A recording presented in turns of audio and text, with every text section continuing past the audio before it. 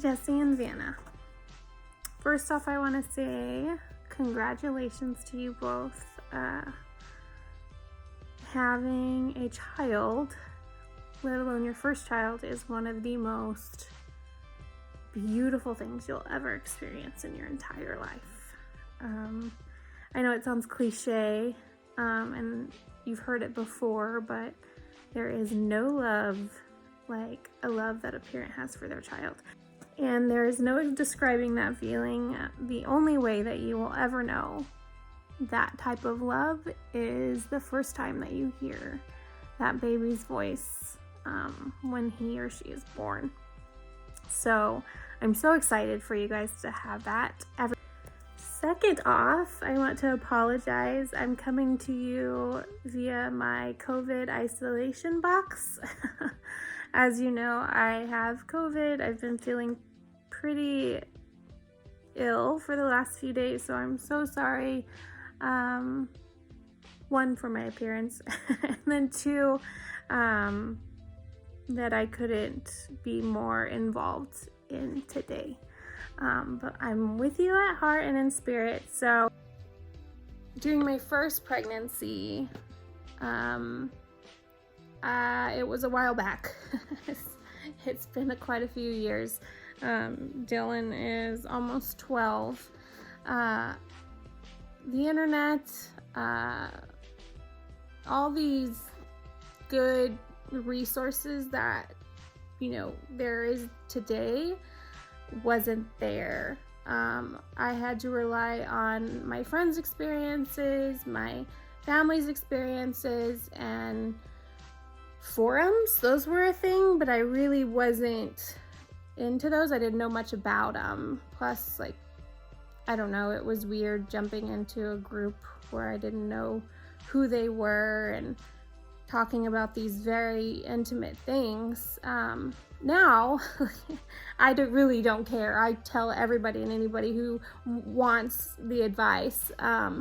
But I felt very alone a lot of times because the experience that you hear in pregnancy specifically is mostly positive, especially from older generations. For me, it was not that way. And then going into labor, birth, and post-birth, I really struggled with things. And so during my second pregnancy, I almost forgot all of the things that happened to me during my first pregnancy. And so I decided that for my friends, specifically my close friends and family, that I would write these things down so that I didn't forget, because I'm not gonna lie, pregnancy brain is a thing. And I 100% believe that God did that for a reason, because then women really wouldn't want to get pregnant again. So he wants to wipe your brain of all the negative memories, and so you'll have more babies. And so anyhow, you guys asked for advice, and so I brought out these tips that I wrote. These are old tips, and I really haven't read through them, and I don't know what they're gonna say, so I'm gonna be just as surprised as you are, because like I said, pregnancy brain is a thing. And excuse me, and I'm not really sure how much of this is not meant to be appropriate or sugar-coated. It's supposed to be raw and real. And so I want to start by saying that all this stuff is based on my experience. Every mommy, every parent is different, and you guys will really figure out what works best for you. So I'm going to start with the first page, and it says, what nobody told me, probably because they wanted to forget. And there's a lot of stuff on here, so I think I'm just going to kind of give you the bigger ones and the not so intimate and gross ones. We can do that private. so let's jump in. I'm gonna go ahead and skip the pregnancy stuff since you've already kind of gone through that, or you're near the end. So we'll go to labor and birth. This one's funny as I read it because you'll see. Try, and a big emphasis on try, to relax and enjoy your labor.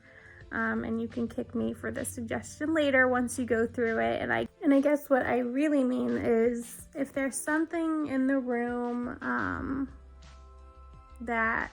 or someone there that you don't want around, don't worry about hurting their feelings at the time. This is you and Jesse's experience.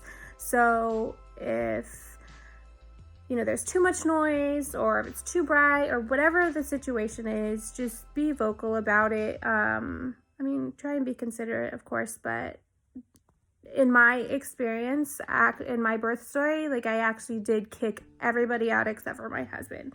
There was a competition for who wanted to take care of me the most or the best, and so I didn't need that distraction. So it was just me and him, and it was one of the best experiences after that. This is a good one. Close your ears, Jesse. Stock up on the mesh panties from the hospital. I promise you, you will not regret it. Just take as many as you can. Each nurse that comes in, just ask them for more and stuff them away. You will use them, I promise. This is a good one. It will be very hard, but let the nurse take the baby in the middle of the night, because once you get home, it's just you and Jesse, and it's exhausting. So take advantage while you can. This one's a pretty funny one. It's going to be slightly, really uncomfortable, weird. How many people are comfortable seeing you naked? I had a couple of nurses just talking about where they were going to lunch, and I was literally half naked on the operating table. It was insane. So I had a C-section after hours of labor. I ended up having to have a C-section, so that's why I was on the operating table. And moving into that, if you do end up having a C-section, I have some things on here. I don't know why this is. It is just Murphy, I guess, but you're gonna forget how to swallow, and that's gonna cause a coughing fit, and that is not fun. So despite how starving you are come time to eat, just eat slowly. The main thing is that having a C-section is not the end of the world. It is not anything. There is not anything you could have done or did do. You didn't do anything wrong. I really struggled with that for a little bit. So just know that. Breastfeeding. If you decide to breastfeed, I decided not to breastfeed Brayden, my second, just because I had such a hard experience with Dylan. And my experience was very unique in that I could only breastfeed for 2 months. He was very colicky. He did not take my milk very well, and it just caused all sorts of problems. But here are some tips if you decide that you are breastfeeding. Cloth diapers, I just want to say this just as a general note. The cloth diapers, I think they're Gerber. Those are the best things. Just buy a bunch of those, have them around. They're good burp cloths. They're good for everything. But this specifically, you can tuck it in between your shirt when you're breastfeeding, so that when you're out in public, you're not looking like you came out of a wet t-shirt contest when you're done. Keep snacks in your pump bag while you eat, because you're going to find yourself realizing that it's been 16 hours since you last ate, and you're going to be stuck there breastfeeding. And if you have a C-section like me, it's going to be hard to move around. Here's another one. I had trouble producing milk. So if you have trouble producing milk, to get more milk, pump for 5 minutes longer, and you'll have a second letdown. It'll kind of train your body that your baby needs more. And so there might be nothing for a while, but you'll have a second letdown, and that'll really help. Wear a chongle or rubber band on the side that you breastfed last, so that when you wake up, you'll know which side you need to breastfeed on. And over time, you'll just know, because one will be like significantly larger than the other one, so it'll be obvious. But it helped me. Oh, here's the big one. When nursing in bed, try and stay towards the middle of the bed, or you're on the couch or wherever you're at, because you will fall asleep because you will be exhausted. And your baby could fall, like Dylan. He fell off the bed when I fell asleep, but he landed in between the ladder that was next to my bed, so it saved his life, kind of, because I needed a ladder to get up for my C-section. Once you stop nursing, you will miss the bond that you had with your baby that only you could give them. That actually is very true. Like, that is just a bonding experience like no other. And my last piece of advice for breastfeeding is, and this, I struggled with this a lot, because everywhere you look, everything that you read, everybody that you talk to, even on the packaging, once I actually was able to give in, noted that breastfeeding was best for your baby. But formula is not poison. These days, it's very close to breast milk, and your health and your baby's health together combined is what really matters. And like in my circumstance, my breast milk wasn't the best for my baby. So please don't feel crappy about yourself if you're unable to breastfeed, or if you make the choice not to, because sometimes sleep will keep you sane, more sane and more happy and a better mom. Just putting it frankly. So the last segment I have is baby arrival. And like I said, I'm just picking and choosing a few of these. It's important to make time, at least 5 minutes a day, for yourself. Just kind of seem very, very hard, but if you can, just make sure that you're making time for yourself. A good way to do that is to take advantage of people's offerings for help. I know people offer help all the time, and it's easy to just say, oh yeah, thanks, okay. But if they're legit asking to help you, I would let them. This is a funny one. I'm sorry, Jesse. It's normal to hate your husband for many reasons, but mainly because he doesn't have boobs.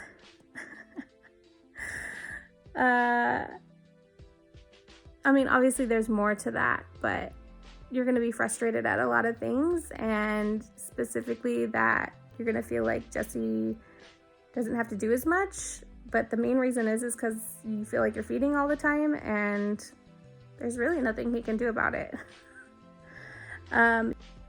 Jesse, I guess I'm speaking to you as well.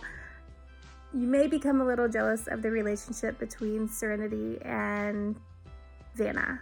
And this is just gonna feel like she loves her more than you at some points, but it's a different kind of love, and you got to kind of look at it in that respect. Plus, it's just a really different time for everybody involved, and so just be prepared for that. Ooh, always keep, the hospital will have these like little ready-made bottles where you kind of have, this has a screw lid and you just like screw on the nipple. Stock up on those as well, even if you plan on breastfeeding, because they're great in emergencies. You can just like grab one, whatever the situation, something will come up, and anybody will be able to feed her. So just stock up on those and keep them kind of randomly in different bags, breastfeeding bag, your diaper bag, etc. Here is a big one, and it could be controversial, but it was something that kind of saved us a lot of sleepless nights and heartache. We had a tough 2 months with Dylan, and the breastfeeding and all that I talked about earlier had a lot to do with it. He's very colicky, didn't respond well, so he was always crying. Baby's gonna cry through the night. The biggest thing that my pediatrician gave me that I carry with me with Braden, and it worked with him, and I try and pass it along, is at 2 months, that's when babies start developing habits. I know this is a controversial subject, but this is what I truly believe, because I lived it. They start developing habit, and so you have to stop the middle of the night feeding, because that's when they're going to start learning their habits. So they're going to think that she's going to think that it's, she's supposed to wake up and get food, or when she wakes up in the middle of the night, instead of, putting herself back to sleep, she's supposed to have a bottle. And that's really not the case. Obviously, we don't all wake up in the middle of the night and get food. Now, of course, she'll wake up probably earlier, like when she puts herself back to sleep at like 4 or 5 or 6, and then you can feed her then, just depending on the stretch of sleep. But honestly, that middle of the night feeding, that's kind of keeping you from getting your rest and all that good stuff, is not needed. You can just cut that out starting at month 2. It's going to be the hardest thing that you ever have to do. Jesse's probably, like, I had to be held in bed and I was bawling. For Dylan, it took, I think, 45 minutes of crying before he put himself to sleep, and it lasted 2 nights, and then on the 3rd night, ever since then, he slept through the night. Braden, it was about 30 minutes, and after the first night, that was it. He was trained. So I'm not saying it's always going to happen like in a few days, but in my experience, that's how it happened, and it's worth trying. Like I said, all of this stuff is based on my experience, and I want you to just kind of take what you will, what seems right for you guys, and use it, utilize it however you want to, throw it out. I mean, it's up to you guys.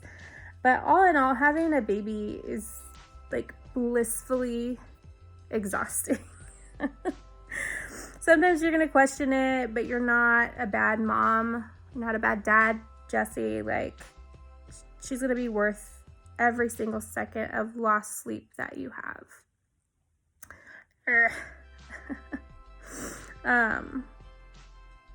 One of the quotes that I heard when I was younger, right after I had a baby, well, I guess like the first year, really kind of resounded to me, and to this day it makes so much sense. It keeps making more sense over the years, but when it comes to children, the quote goes, "The days are long." I can't say it.